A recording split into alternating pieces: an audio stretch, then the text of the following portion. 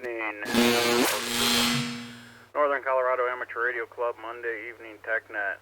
This is Kilo Alpha 6 Tango Echo Jim. I'll be your net control for this evening's TechNet. If you're wanting to check in, please call now.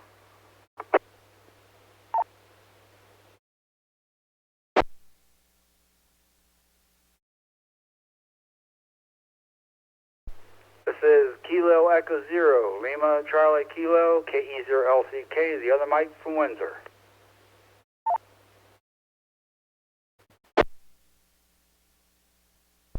This is Kilo Foxtrot 4, Delta Uniform Sierra, Horsetooth Mike.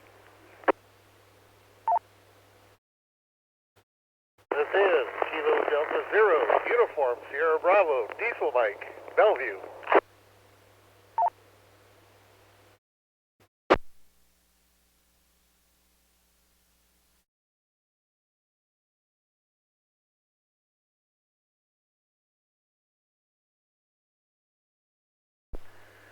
Good evening, Mike, and Mike. Hopefully get some other names in here tonight. Good. Looking for check-ins. Anyone wanting to check in tonight's TechNet, please call now. Kilo Zero, Echo Victor, Eric near car.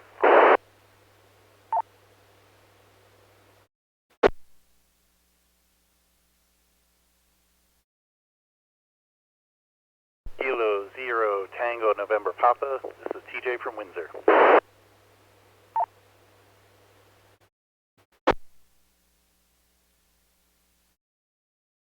Alpha Echo Zero Golf Mike, George and Berthoud.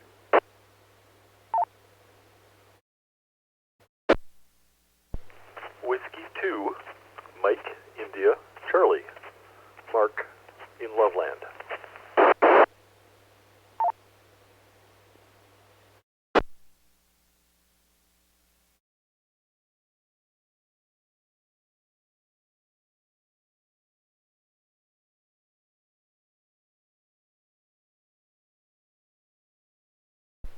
Hey, good evening, Eric, TJ, George, and Mark. Looking for check-ins. Anyone wanting to check in to tonight's TechNet, please call now.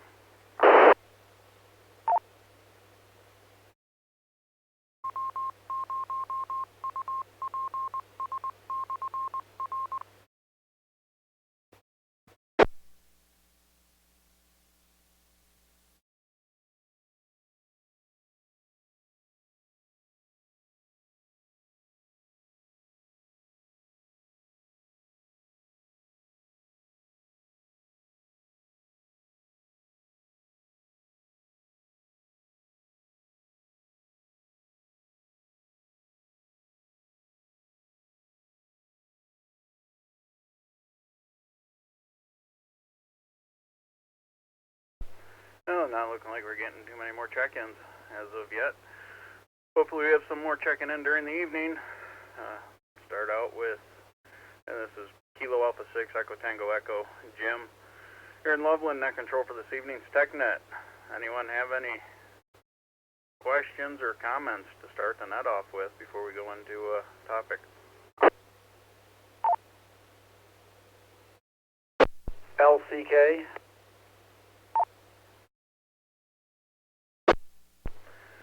LCK, Mike, go ahead. Yeah, thanks for taking the net seat. And Jim, I got a question for the peanut gallery. I agreed to try and program an older Kenwood HT, a model TH-7A. It's a legacy radio that the Windsor Fire Department has. And I thought, well, I've got programming cables that are the Kenwood type, a couple of them, and I know Chirp does Kenwood, but I'll be ding-dong if I can get it to set up or recognize it. Anybody ever had any experience with this particular one, TH-7A?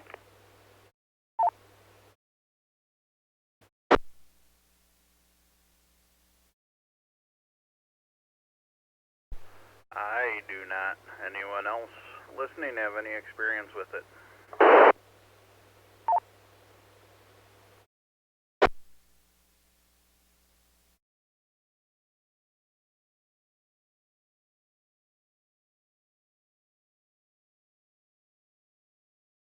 might anybody have a real Kenwood programming cable? It's USB on one end and the double pin on the other. One's I think a 3.5 millimeter male jack, and the other's I think a 2.5 meter one.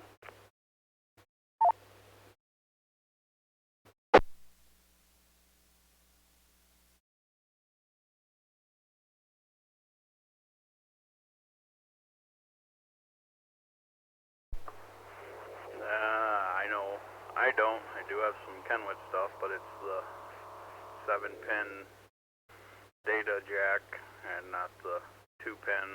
I'm assuming it's similar to the Bofang programming cables.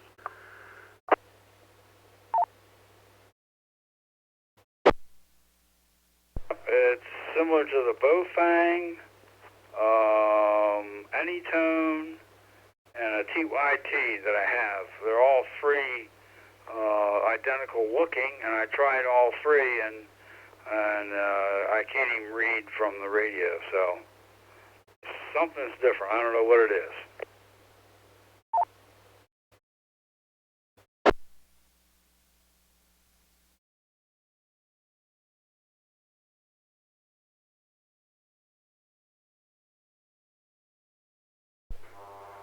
Yeah, I know. I don't have much experience with the Kenwood.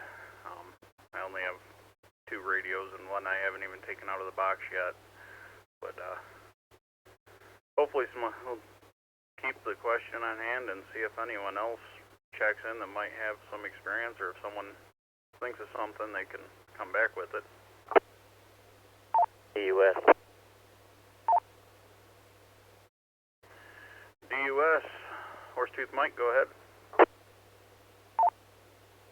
I just thinking, I seem to remember older Kenwood radios, the mic and the earphone jacks for a speaker mic are backwards compared to everything else these days. I tried to stick an old Kenwood microphone in my TYT and Baofangs and other radios I have with those same type of jacks, and it wouldn't work because it's backwards. It's older stuff. They and Radio Shack and Yaesu, they're all backwards.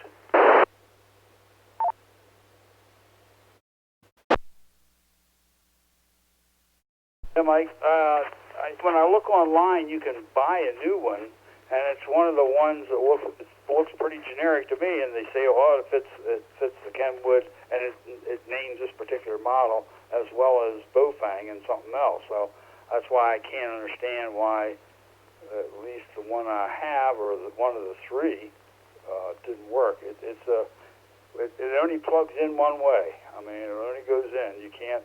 It's got several different ports you could put other things into, but only one does the double plug into.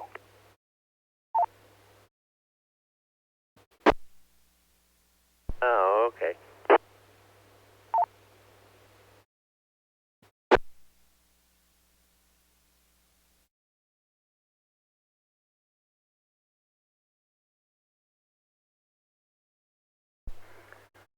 Yeah, I'm not sure what to make of that.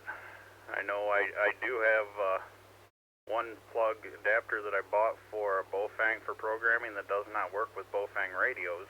Wonder if it might work for the Kenwood.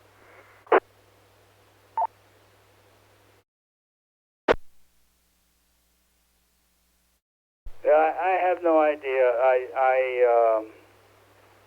I'm just not sure how it's going to resolve itself. I was hoping somebody says, oh yeah, I have one of those and I still got everything. That's what I was hoping for, but it doesn't sound like that's going to be it, so I'm trying to do some sort of workaround. And unfortunately, the manual for it, you can still get online.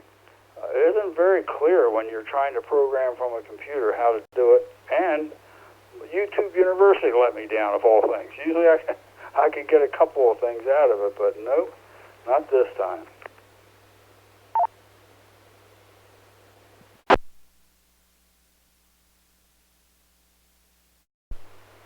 Yeah, and YouTube University is usually good, but I have found a couple things that they have nothing on, probably because they came out before everyone was getting into YouTube, and no one went back to make videos on them. But, do we have any other questions or comments?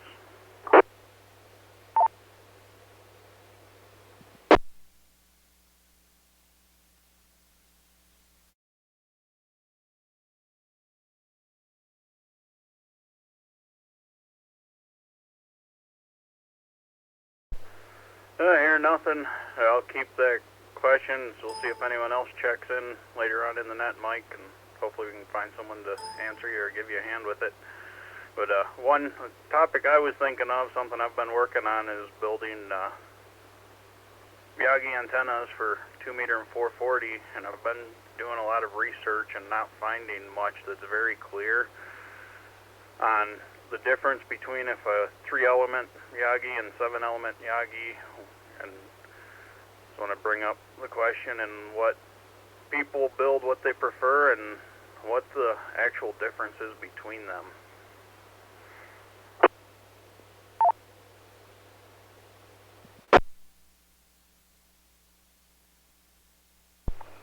N0 EMP.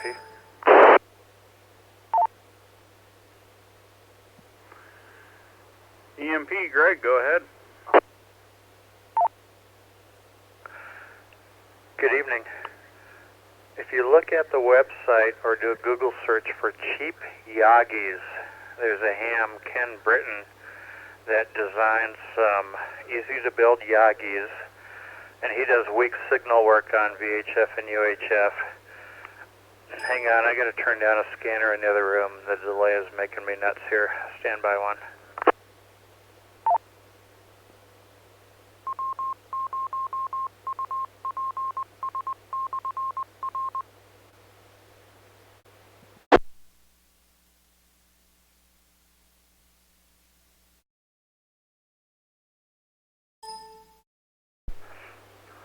Okay, that's better.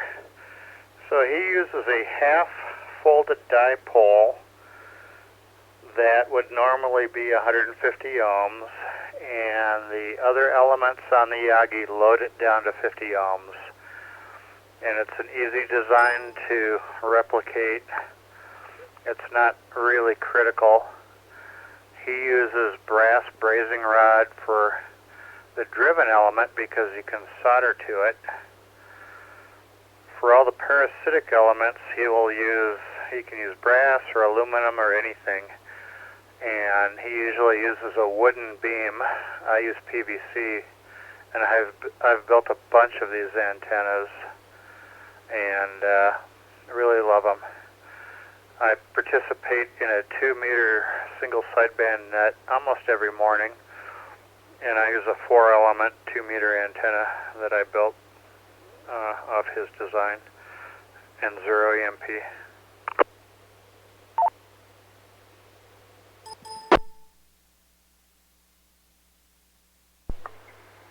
Yeah, that's what I'm actually looking at doing, is building a couple different ones.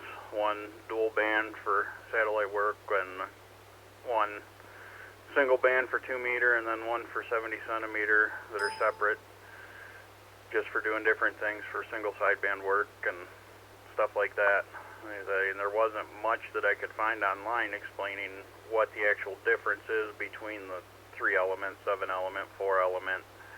I know been able to find some stuff that gets into the forward gain and back gain, and or the backwards radiation, or the radiation behind the antenna versus forward and stuff like that, but nothing has been real clear on it. I'll definitely look into that cheap Yagi website that you mentioned. Anyone else have any questions or comments? So if you Google cheap Yagi antennas, you'll find Kent Britton is the author, and I forget his call sign, but I think it's a WA5 call off the top of my head. I could very well be wrong. But Chief Yagis, look for Kent Britton. He's got a whole bunch of plans for everything from 2 meters up through 2.4 gigs, multiple numbers of elements. Front to back ratio, even a 2 element can have a really, really high front to back ratio. It depends on the design and the spacing. As far as the number of elements, the number of directors in front of the driven element, more directors gives you a narrower beam. It gives you more forward gain, but at the cost of a narrower beam width. For what I'm doing, I like to be able to hear people off to the side more, so I stuck with a 4-element Yagi. If you're going for the distance, you want as many elements as you can have, but it's gonna cost you. You're not gonna hear somebody off to the side that you would have heard with less elements. That's the only difference. And 0 EMP. W0 LEV.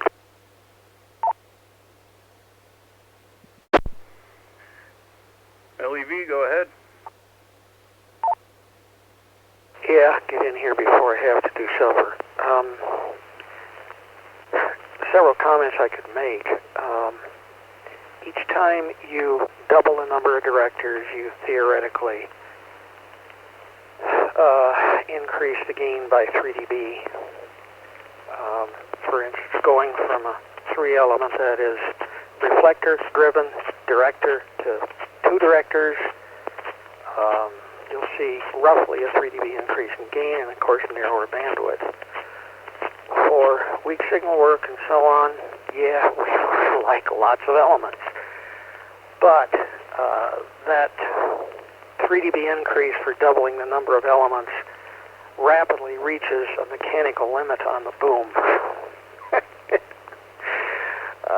You reach a point where it's better off to stack antennas rather than add directors. And there are 2 ways to design, well, actually 3 ways to design a Yagi maximum gain, which will yield narrower bandwidth, wide bandwidth, which will yield slightly less gain, and maximum front to back, which is a compromise between the 2. Take your pick. I should mention 4NEC2, 4NEC Nancy Echo Charlie 2 is a freeware antenna modeling program that's very, very capable. I'd also refer you to, you'll have to do a little digging on the site to find exactly what you want, but RF Cafe, that is rfcafe.com. There's a wealth of information addressing all things RF on that site, and I'm sure there are some Yagi design programs on there. The last comment I'll throw out, let me reset. When people build antennas, especially Yagis with multiple elements and so on, they tend to, when it comes to matching to 50 ohms real, they tend to go after trimming elements, extending elements, and so on. Wrong. Once you have the antenna design you want, and 4NEC2 or one of the applications off RF Cafe, it becomes a circuit problem. You've optimized your antenna for what you're looking for. Don't adjust the elements. Adjust the matching system associated with the driven element. And don't adjust the length of the driven element to get a good match. You've designed your antenna, optimized for what you want. The rest of it is a circuit problem. Be it a Y match, gamma match, delta match, quarter wave transmission line match, whatever. You've got the antenna. Leave the antenna structure alone. W0LEV. I've said too much.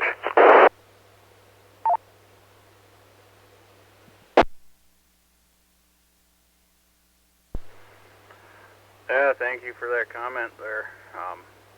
Yeah, and it's definitely compromises to be made and adjustments to be made on different things as far as if you want wide bandwidth, narrow bandwidth, amount of gain you want or need, depending on what type of work you're doing with it. Definitely taking all that into consideration. Personally, I know it's something a lot of people don't look at and consider. They want something that's quick and easy and don't want to do a lot of work to try and match it, and always try and look for the easiest way to match their resistance and feed line and everything else, which is rarely the best option. Going back to what Greg was saying for the cheap Yagi website, it is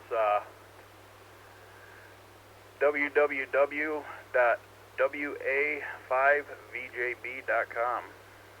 I did look that up, and you were correct on the first part of his call sign, Greg. It is WA5VJB. But yeah, definitely be looking into all that stuff. Like I said, stuff I've been building and working on and doing research on. I know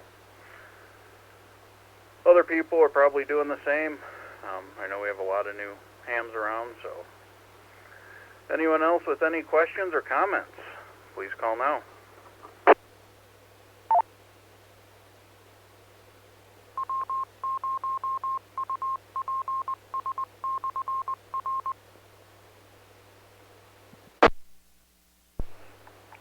EMP with a couple of comments.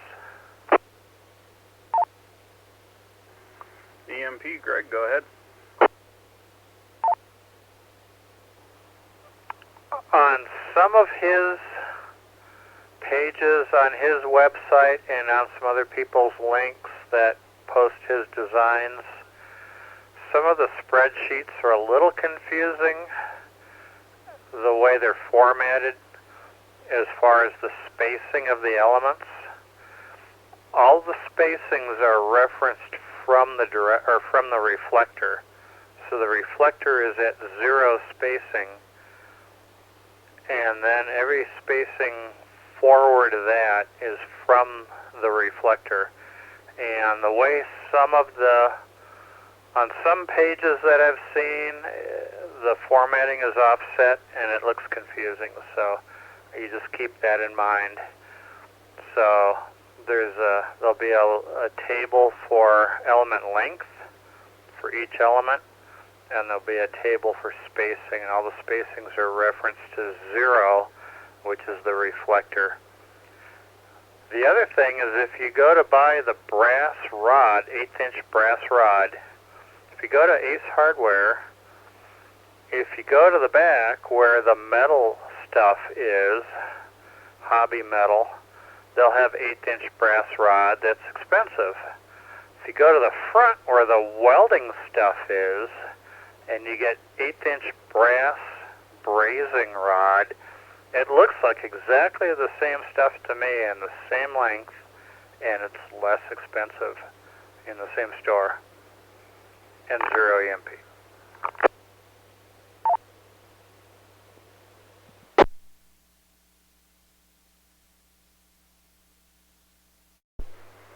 Yeah, definitely. Yeah, the brass brazing rod I've used on some other stuff, and it works great. I know from what I've seen at Ace Hardware, even Home Depot has some too, depending on which Home Depot you go to. The stuff that they have in one section for crafts and building, it's polished more and seems like it might be a little bit more pure than the stuff that they use for brazing, but not enough to really make much of a difference when you're dealing with the lengths for 2 meter and 440.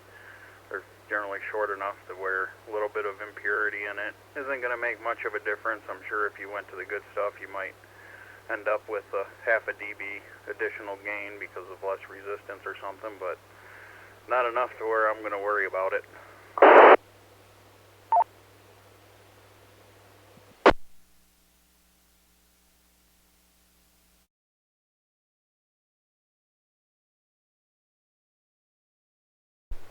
Yeah, this is Kilo Alpha 6 Echo Tango Echo, net control for this evening's NCARC TechNet. Talking about Yagi antennas, or any question that anyone has. We have anyone with any questions or comments, or any late check-ins, please call now.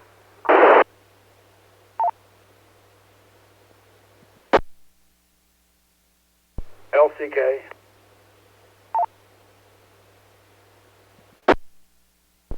LCK, Mike, go ahead. KE0LCK, when we were talking a little bit earlier about YouTube University, one of the things I found on there was an amateur KB9 VBR that does a series of videos on different things, and what he did was a Yagi beam for VHF using a tape measure that he cuts up and attaches to PVC to be able to form a Yagi. And he claims he gets 7 dB out of it. It folds up because it's the metal tape measure, and you can get them fairly cheap from Harbor Freight. And I built one just for giggles, and it worked. So it's like, hey, I tried it. It works. That's about all I did with it. But right on YouTube.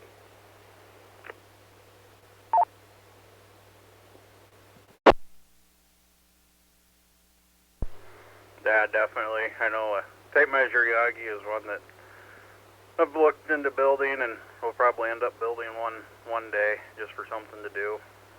Play around in the garage and make something useful. I know I've built some pretty basic antennas showing people it can be done that are new, and especially with some of the people that I go out with out in the back country and Jeeps and four-wheel drive vehicles and that.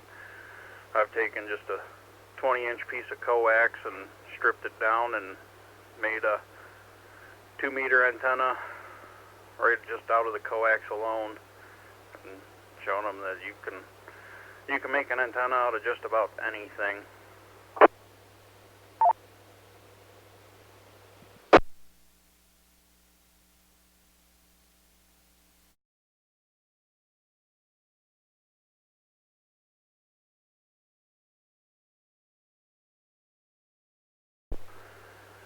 Do we have any additional questions or comments for the net?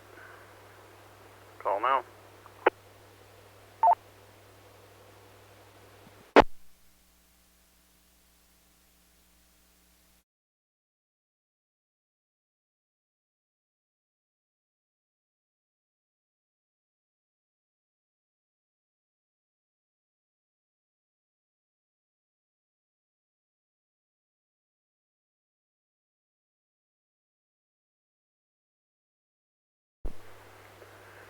Here's nothing, a bit more some of the research I've been doing on Yagi antennas, and that is, Greg had mentioned about the spacing and some of the designs online, everything being measured from the reflector in the back at 0, and all the measurements go from there. For spacing, I know some of the research I've done shows that all the spacing for the Yagi antenna is anywhere from 1/10 of a wavelength to 1/4 wavelength, all depending on the size and number of elements you're putting on the Yagi. So if you're only doing a 3-element 2-meter Yagi, you could space them out at 1/4 wavelength to do the calculations for your own design, or you could go closer if you're doing more elements on it and still have a fairly short boom. That's all stuff to play around with. I know the first ones I did, everything I left to where it could be adjusted for spacing and that, just to see what the difference was between it, leaving all the elements the same length, just played with the spacing between them. Another comment, LEV. LEV, go ahead. Yeah, a couple of years ago, we set our students in the ham club at Berthoud High busy making a 70 centimeter Yagi. And Terry and I and Jay kind of directed them to the internet to go find a good design program. We came up with 3. They were all incorrect. They had the first director extremely close to the driven element. Terry, I, and Jay have never seen a Yagi designed that way, so be a little careful with what you see on the internet. They built it as the application instructed them to. Of course, it didn't work too well, and we corrected it, spaced the first director out about 0.12, 0.15 lambda wavelengths. Works much better. Caution is just be careful what you zero in on and use on the internet. A number of those Yagi design programs are in error. W0LEB.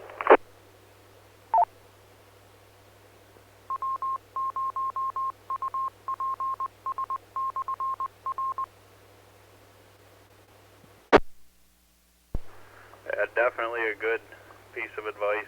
Always watch what you're looking at and get information from a couple different sources if you're unsure, and then compare them together and see how far apart they are and what they reference. If you do enough research, it's fairly easy to find which ones are reliable and which ones aren't. Just paying attention to rough measurements and everything else that the majority are using. If it's found on more than one design, then chances are it's a fairly consistent design that has a better chance of working than if it's a single one that no one else is using. Any other questions or comments for the net? Call now.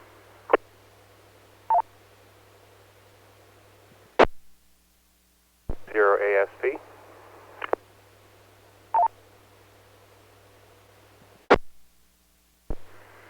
ASP, there, go ahead.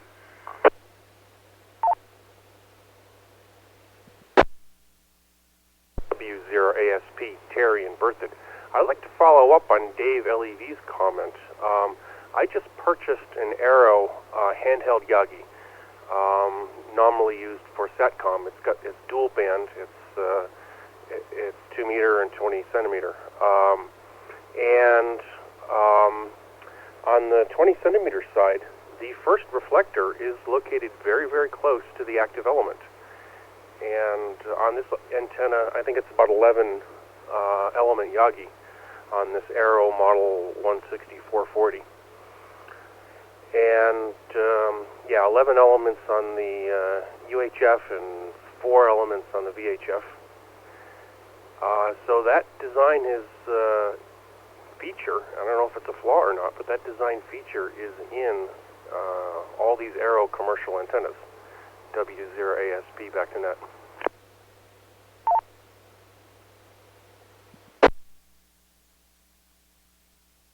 Comment? That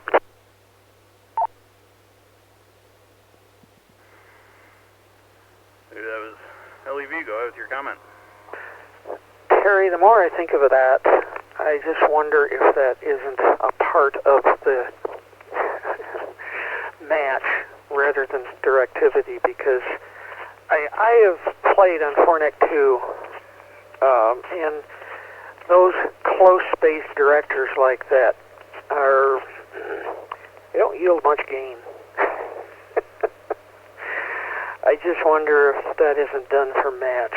I don't know, but as far as gain goes, it does not play on Hornet 2.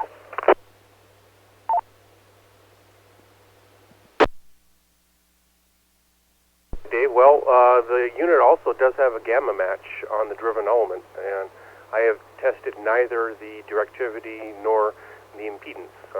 I was just using it to hunt interference sources. Yeah, I don't know, Terry. The closer you space something like that, the more it's going to drag the impedance of the driven element down. I don't know. Yeah, most of the Arrow antennas I've seen, I had a was it a 6-element, 70 centimeter before the fire.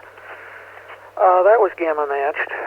The, what is it, a 1, 2, 3, 6 element that I did here a couple years ago to get into this repeater when I was having trouble.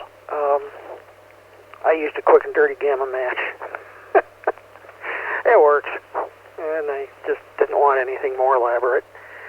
The capacitor is a real honest to goodness parallel plate, little tiny 10 picofarad cap. It works. Like I said, the closer that first director is, it's going to drag the impedance of the driven element down. That would be my guess.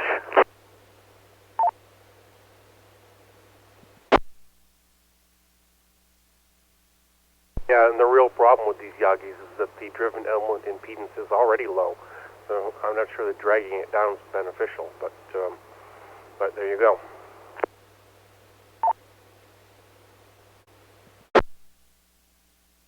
Well, you were there when we did that Yagi with the Ham Club at DHS, and yeah, it didn't work too well. Anyhow, back to net, W0LEV.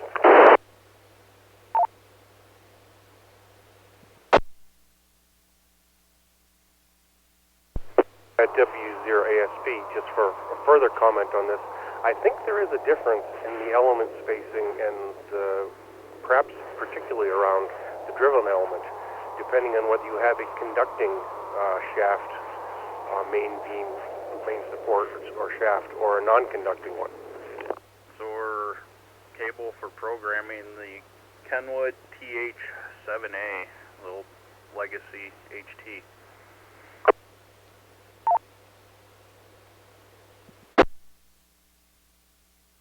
That was a bit of a double, and I'll finish Terry's comment there. Yeah, very true. And the total element length, if it's a conducting boom, needs to include the width, well, the diameter is, well, yeah, the width or diameter, depending on whether you're using a square or a circular boom. If it's conducting, the total length of the element needs to include the conducting boom. W0LEV.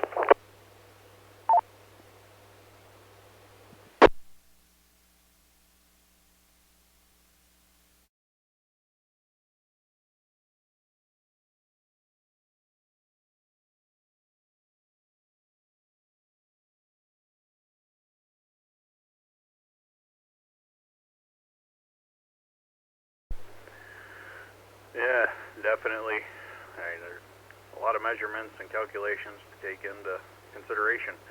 This is Kilo Alpha 6 Echo Tango Echo, net control for this evening's Northern Colorado Amateur Radio Club TechNet. Do we have any other comments or questions for the net? Please call now.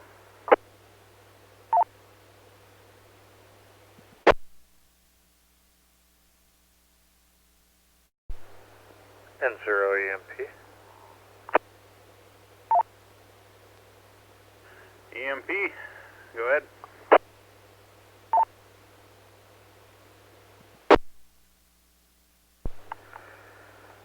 So on Yagi design, you can have front to back ratio, you can have forward gain, you can have bandwidth.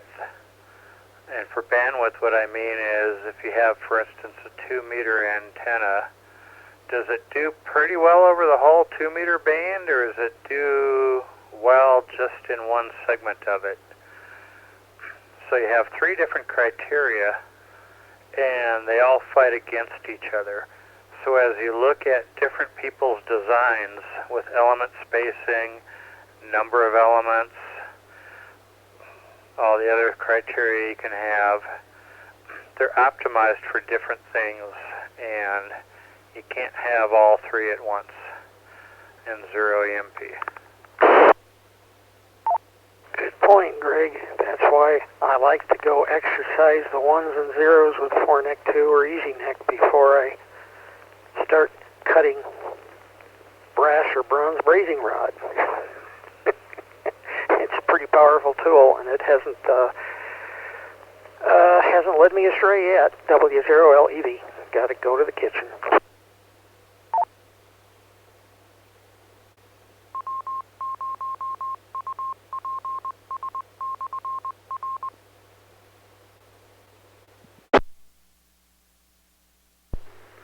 Well, thank you for your input there. Everyone's input it definitely answers questions, but brings more up that research will definitely help out. Anyone else have any questions or comments for the net? Anything regarding Yagi antenna or general questions, something you've been trying to figure out and just want some input on? Call now.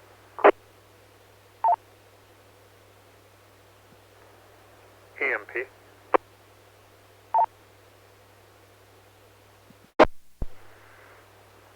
Greg, go ahead.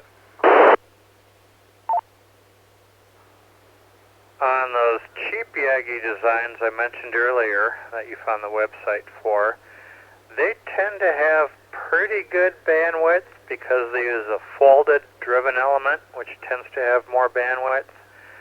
So they have a fair amount of bandwidth to them and also a fair amount of forward gain. And I have scaled his design to other parts of the bands or to other frequencies altogether that are outside the ham bands when I want some odd antenna that works like for one of the digital TV channels or something. I've taken his measurements and scaled it to the frequency I wanted to use, and that's worked well for me in 0 EMP.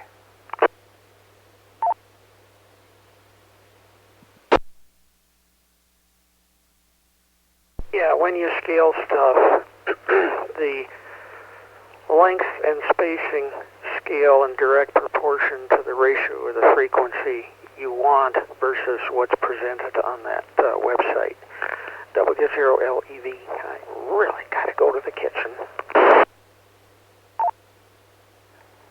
And I've had really good luck doing that, scaling off of his designs. I find the closest one that he's designed and tested to what I want to do, and then scale it from there, and it's always worked very well for me.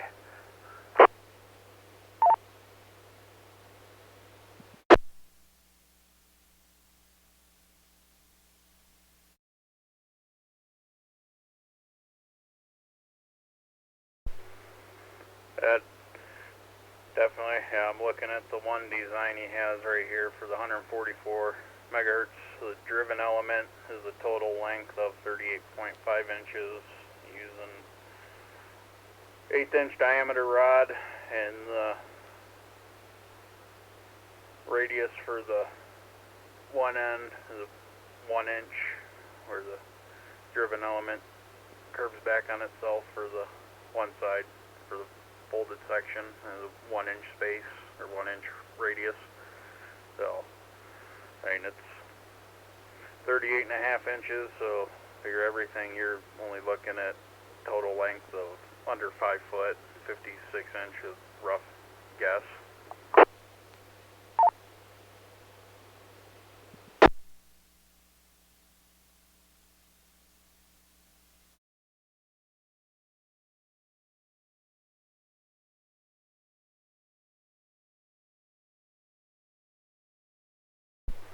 Yeah, in fact, I'll probably be going off of those designs for my my antenna to play around with. You know, I've been started putting one together and put a few of them together, but want something that's a little bit nicer that I can mount up on the roof to where the wife won't kill me when she comes home and sees it up there. So, time to build something a little nicer than the cheap ones that I've just thrown together with scrap pieces. It's a Kilo Alpha 6 Echo Tango Echo net control for this evening's TechNet. You have any other questions or comments for the net? Call now.